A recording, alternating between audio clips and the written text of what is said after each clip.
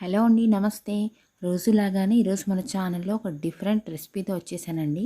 అది అందరికీ తెలిసిందే అయినా కానీ దాన్ని చూస్తే కొంతమంది పిల్లలు పెద్దవాళ్ళు కూడా పారిపోతుంటారు. దాన్ని తినడానికి ఇష్టపడరు. ఎందుకంటే దానికి కారణం అందులో ఉన్న చేదు. ఆ చేదు కూడా మన ఆరోగ్యానికి ఎంతో మేలు చేస్తుందని తెలిసి కూడా దాన్ని దూరంగా పెట్టేస్తుంటారు. అదేనండి కాకరకాయ.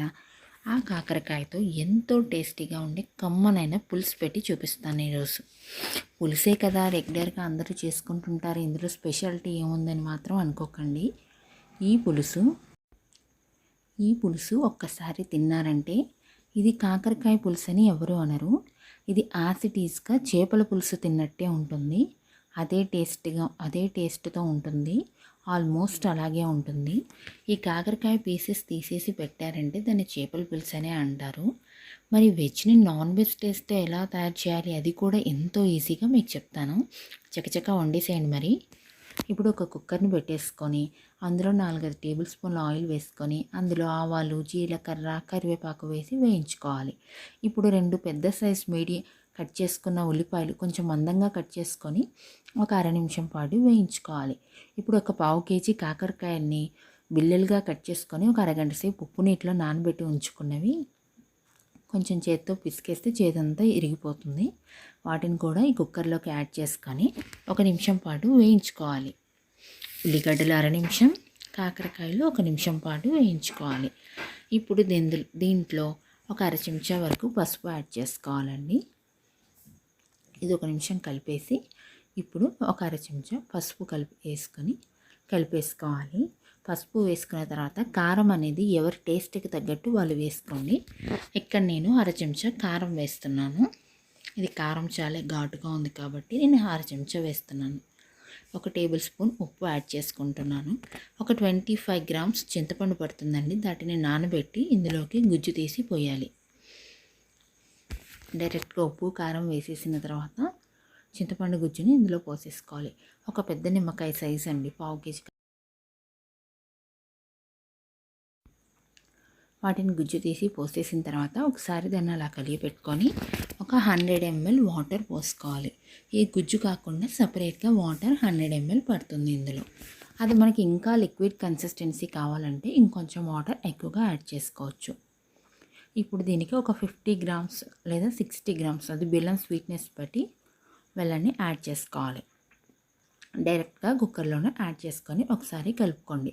ఇప్పుడు ఇందులో మనం వేసుకున్న ఉప్పు, కారం, పులుపు, స్వీట్నెస్ అన్నీ సరిగ్గా సరిపోయాయో లేదో ఒకసారి టేస్ట్ చూసుకోండి. ఏదన్నా కొంచెం కారం తగ్గినా, ఉప్పు తగ్గినా, పులుపు తగ్గినా యాడ్ చేసుకోవచ్చు. స్వీట్నెస్ అనేది లాస్ట్లో టేస్ట్ చేసుకుంటే సరిపోతుంది. దీన్ని మీడియం ఫ్లేమ్ మీద 5 విజిల్స్ వచ్చాక ఓపెన్ చేసి చూస్తే ఎలా గుమగుమలాడుతుందో చూసారండి.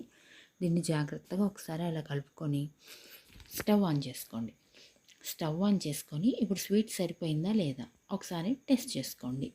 ఒకవేళ స్వీట్ సరిపోకపోతే కొంచెం బెల్లం యాడ్ చేసుకోండి. లేదంటే మనం జస్ట్ కొంచెమే తక్కువైంది అనిపిస్తే కొంచెం షుగర్ని కూడా యాడ్ చేసుకోవచ్చు. నాకు ఇక్కడ కొంచెం స్వీట్నెస్ తగ్గింది కాబట్టి నేను ఇక్కడ ఒక అర చెంచా షుగర్ని యాడ్ చేసుకుంటున్నాను. పంచదార వేసి ఒక అర నిమిషం పాటు 2 నిమిషాలు కలిపేసుకొని దించేస్తే కాకరకాయ పులుసు రెడీ అయిపోతుంది.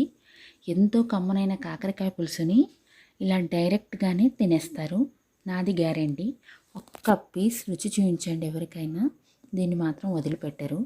ఇది నిజంగానే చేపల పులుసు అంత టేస్టీగా సేమ్ యాసిటీస్గా ఉంటుంది. మనం చెప్తే ఇందులో ఉన్న జ్యూస్ ఉంటుంది చూడండి, అదే సిరప్, అది మనం చెప్తేనే కాకరకాయ పులుసు అని తెలుస్తుంది కానీ లేకపోతే ఎవరికీ తెలియదండి. సేమ్ అదే టేస్ట్తో ఎంతో ఈజీగా జస్ట్ 10 నిమిషాల్లో ఇంట్లో కాకరకాయలు ఉంటే 10 నిమిషాలు ఈ పులుసు రెడీ అయిపోతుంది. ఇది కూడా చాలా సింపుల్ మెథడ్లో చూపించాను కదండి. మరి ఇంకెందుకు ఆలస్యం, ఈరోజే మీరు కాకరకాయలు తీసుకొని వచ్చి మీ ఇంట్లో వాళ్ళందరికీ ఇది వండి పెట్టి వాళ్ళని మీరు మెప్పించండి. మీ గురించి చాలా పొగుడతారు. అలాగే ఈ వీడియో కనుక మీకు నచ్చినట్లయితే నా ఛానల్ని సబ్స్క్రైబ్ చేసుకోండి. అలాగే వీడియోకి ఒక లైక్ చేయండి. వీడియోని లైక్ చేయడం వల్ల వీడియో ఇంకొంతమందికి రీచ్ అవుతుంది.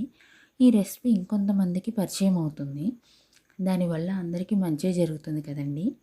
అలాగే వీడియోని మీ ఫ్రెండ్స్ అండ్ ఫ్యామిలీ మెంబర్స్కి కూడా షేర్ చేయండి. ఒకసారి సబ్స్క్రైబ్ చేసుకున్న తర్వాత పక్కనే ఉన్న బెల్ ఐకాన్ని ప్రెస్ చేయండి. దానివల్ల నేను పెట్టే వీడియోస్ వెంటనే మీకు నోటిఫికేషన్ రూపంలో అందుతాయి. ఓకేనండి, ఈరోజే ట్రై చేయండి. వీడియోని లైక్ చేయడం మాత్రం మర్చిపోకండి. అలాగే నా ఛానల్లో చాలా మంచి మంచి వీడియోస్ ఉన్నాయి. ఆ వీడియోస్ని కూడా ఒకసారి అన్నిటినీ చూడండి.